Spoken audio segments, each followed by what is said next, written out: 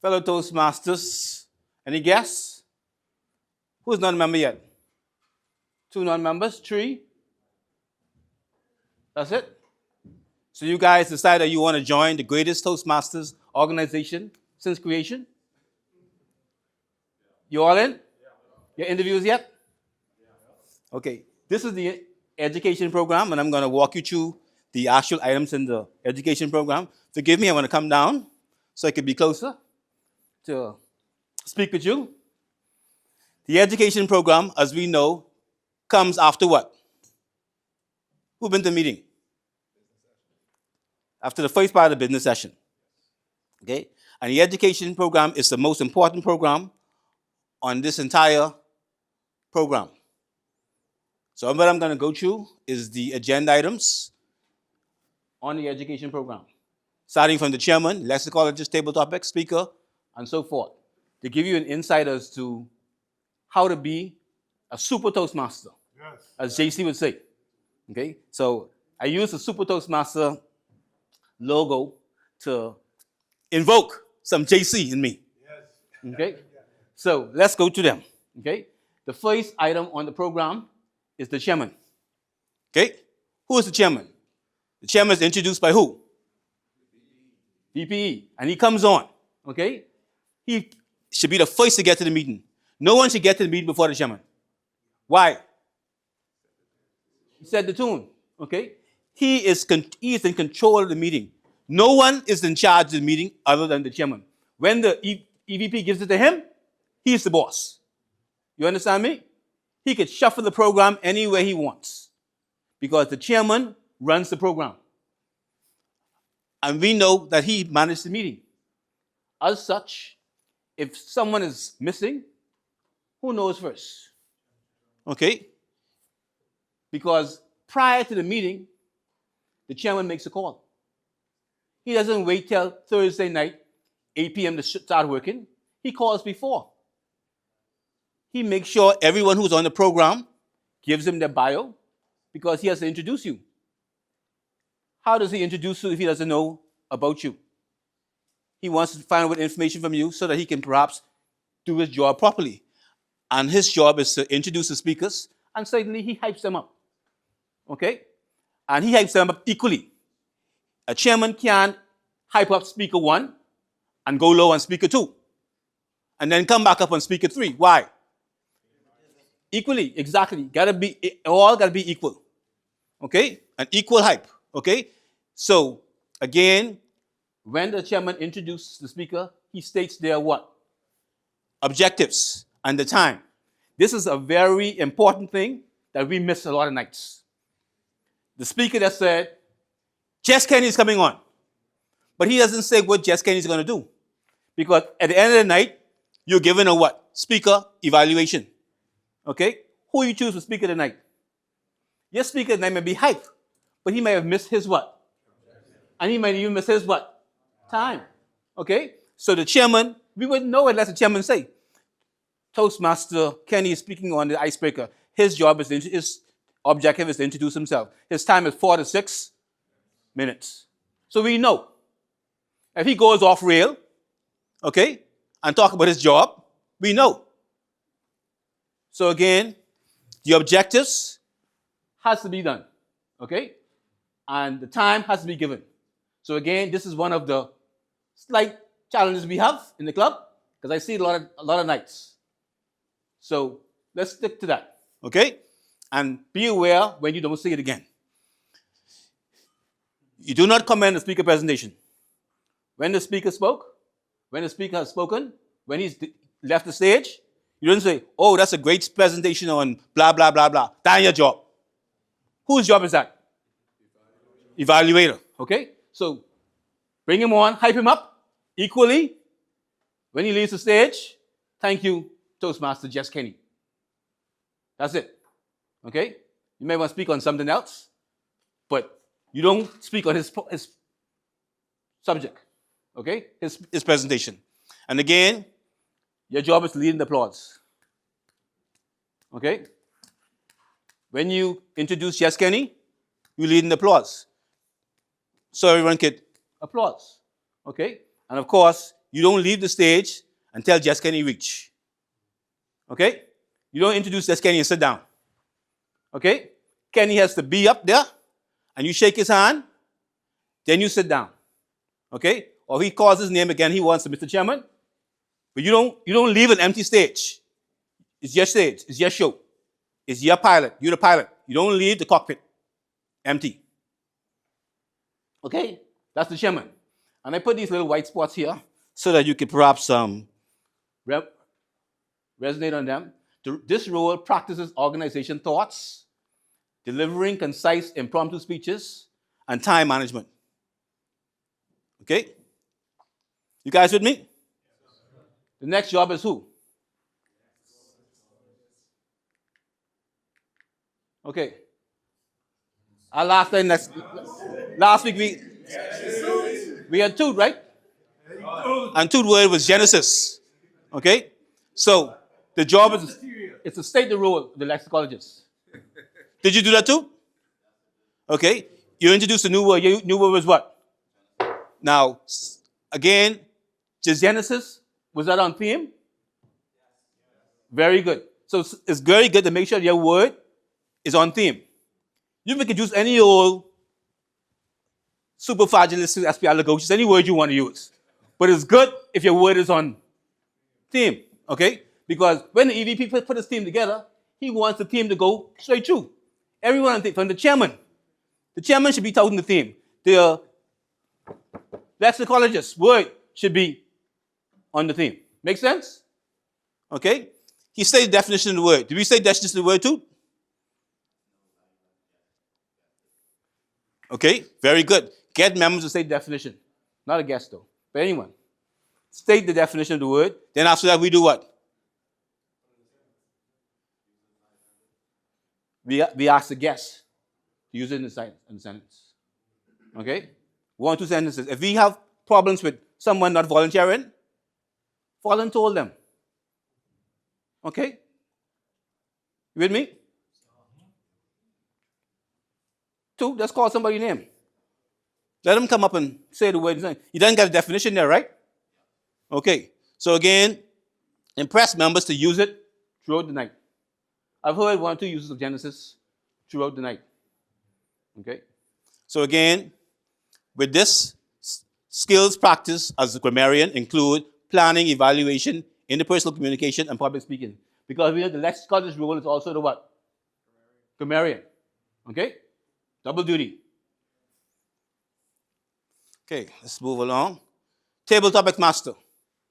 What's the role of table topic master? Okay? So you state the role of table topic master. Okay? And again, we try to stay on theme. Okay? If we're speaking about, if we have a night of J.C. Sweeten, the questions be around what? Okay. Our table topic master was who the other night? Cedric Monroe. What's Cedric Monroe did a great table topic session. He included current event and headlines. Okay? He had short questions. Did he have short questions? No. His questions were very what? Long. Okay? Long-winded. So again, that's where he would have gotten hit back from the evaluator. Okay? The question should be short. It should be lighthearted, as the word suggests.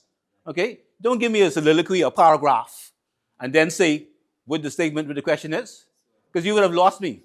His what the word I want to use? Altercation with Miss Clark the other night, because she didn't understand the question. Because it was really vague, a vague question. And even when she finishes, he still want to question him. But what I was really asking was, no, bro, leave it alone and let's move on. Okay? Yeah. So make it short, get in, get out, and move on. Okay? And again, his session was quite a bit long, right? How much? 22 minutes. That's pretty long. Okay? And again, this is where the leader of the night is the chairman. After question number, we reach 15 minutes. We know we have 5 speakers that night. Hey, bro, make this the last question. You follow me? Okay? So the role of the chairman comes in. Okay? The chairman runs the show. Okay? The guys in the back can hackle all they want. Okay? They can say, oh, it's too long, it's too long. If the chairman wanted long, it'll go long. But the chairman at 15 minutes, 12 minutes, we got 5 speakers tonight, guy. We got all this family here tonight. Want to see these speakers? Make that your last question. Sit down. Okay? So again, as a table topic master, be cognizant of the time. Okay? I indicated about 8 to 10 questions you can prepare for. Okay? And again, you can switch it up as you go. Because by the time you write your questions, something else might happen in the news that you want to add. Okay? Do not ask the guest question first. We know that, right? Okay? And we don't ask the guest question second either. Get them some practice. Two seasoned Toastmasters answering the question. They'll have an idea how to go about it. Okay? Do not repeat the question. Someone asks you to repeat the question. How is the weather, Jess Kenny? Kenny looks up from his phone. What'd you say? Tell me. Give another name. 2. Give the question 2. Okay? Huh? For guests. Yes, we can repeat for guests. Okay? Good question. Okay, and again, the table talk master should be genial, and you have a lot of energy. Okay? Energy. Come with energy. Come with power. Okay? And again, this role practice organization thoughts, delivering concise impromptu speeches, and time management. Okay? And these white boxes show what skills you get in these particular disciplines.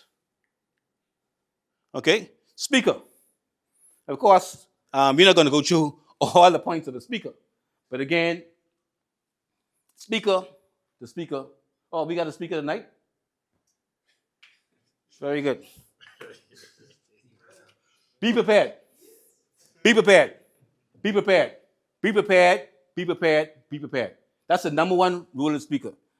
Ralph Smedley has, my second favorite quote from Ralph Smedley is, the unprepared speaker has every right to be afraid. The unprepared speaker has every right to be afraid. That's Ralph Smedley, the master himself. If you unprepared and you come, oh, Toastmaster, why am I scared tonight? Bro, if you're unprepared, you have every right. That's your right to be afraid, to be scared, because you are not prepared. Okay?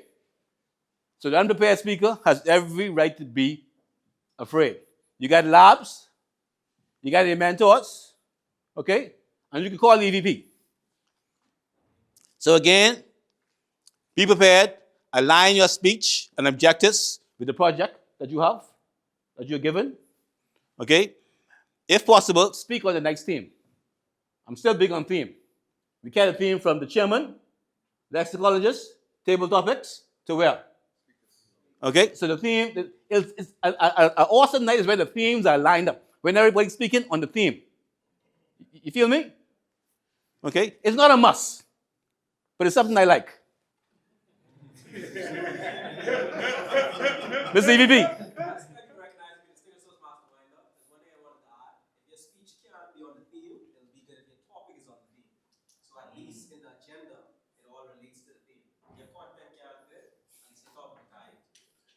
Good stuff, Mr. EVP. No problem. Okay, I'm going to reread and reread your speech. Sometimes you can record your speech and play it back.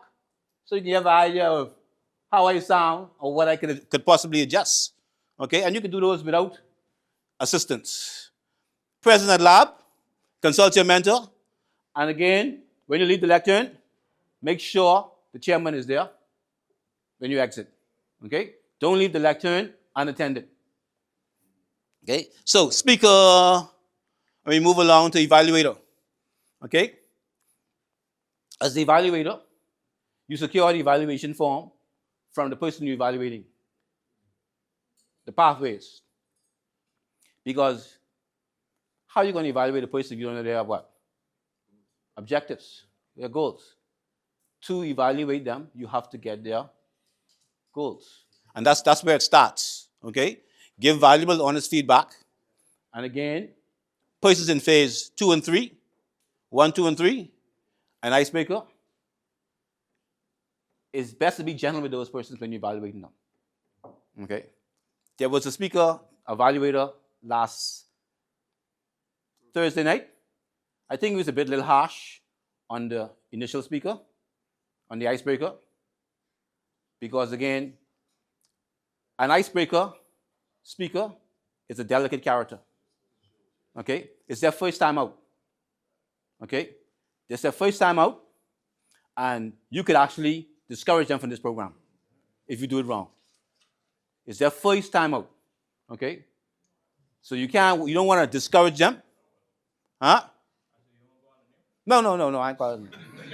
Okay. So huh? They'll know. They'll know.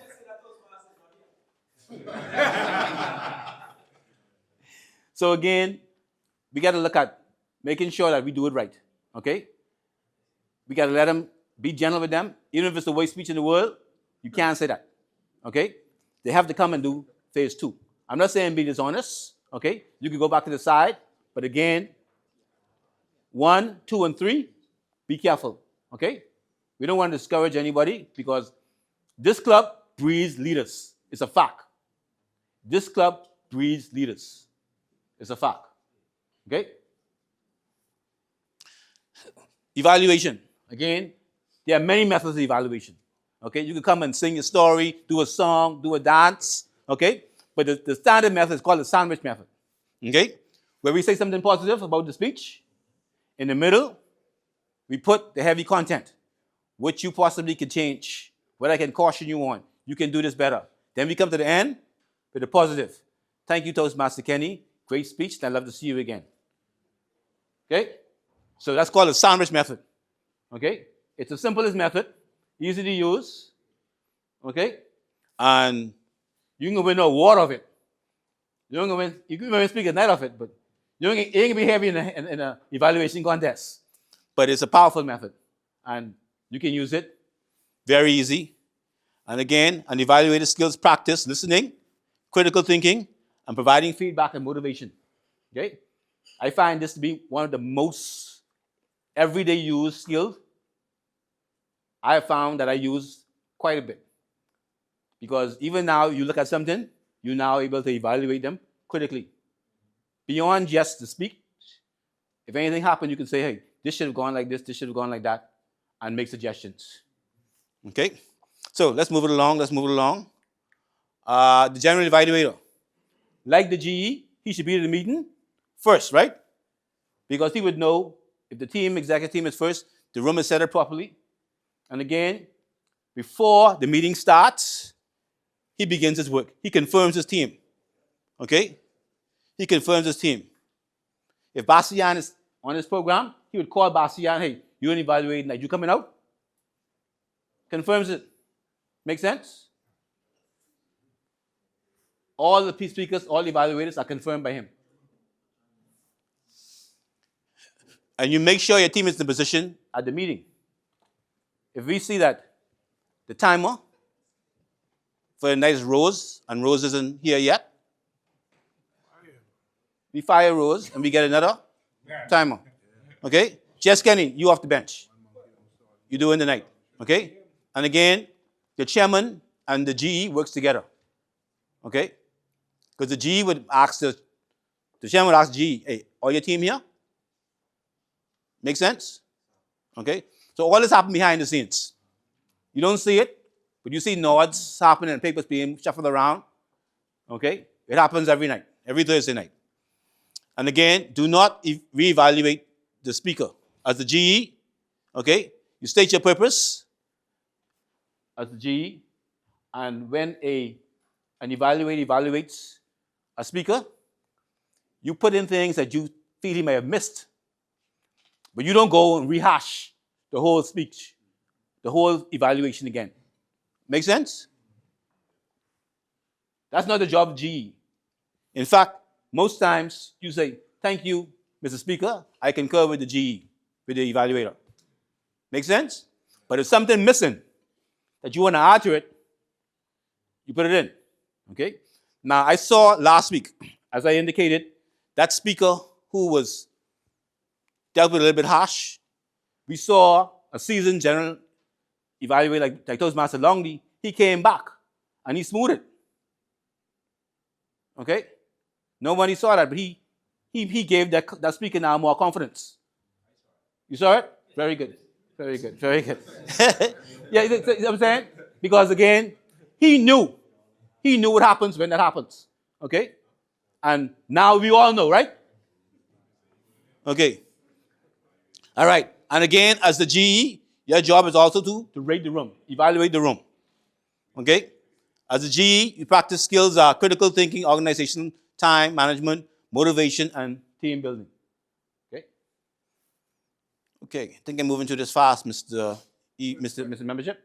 Yes, sir. Yes, sir. Is there a responsibility on anybody who is scheduled to be on the program who can't make the program if they drop off of the program? Is there a responsibility to them?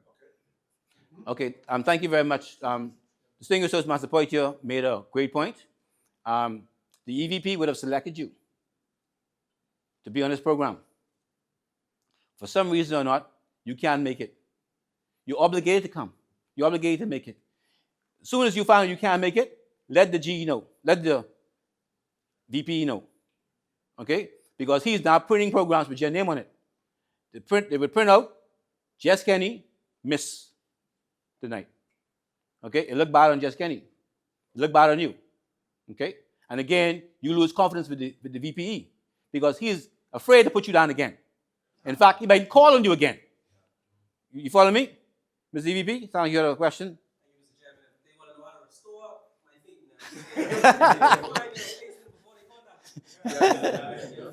Okay. Okay.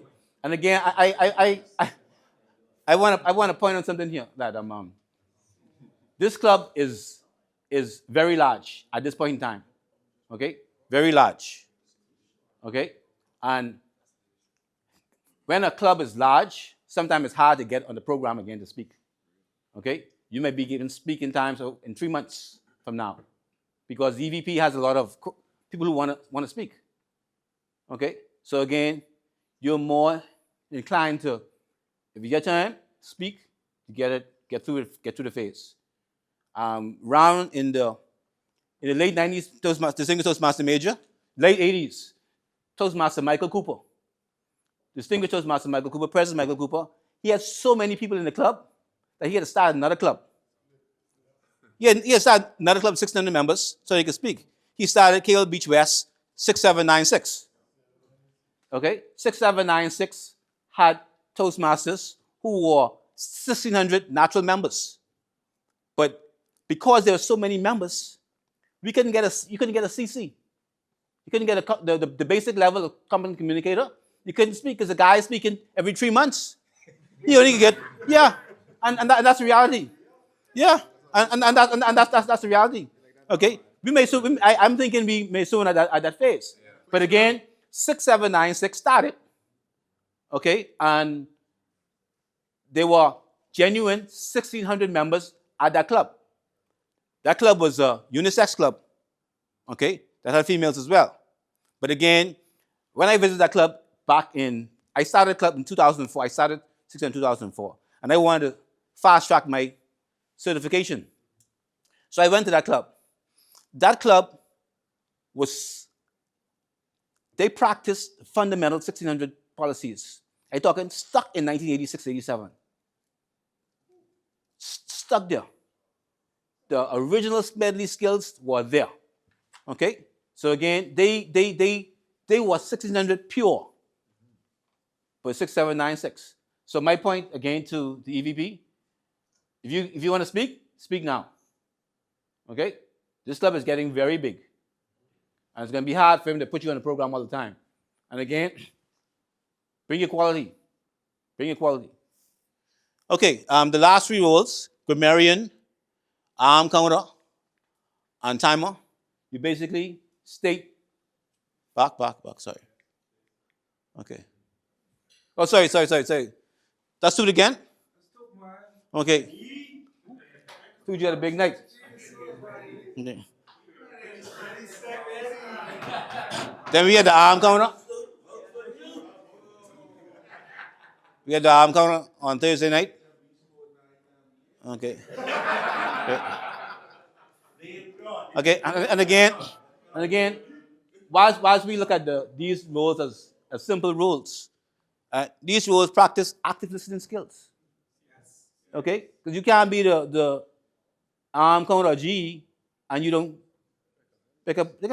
Sometimes you see a guy say, "Mr. President, there were no infractions tonight." He was not. You sleeping? Huh? No infractions tonight. Where you in? He left the meeting. I'm saying you was on Netflix. Eh? Okay, and again, timer again, time management again. The point is, all of these skills, all of these roles, have components of leadership.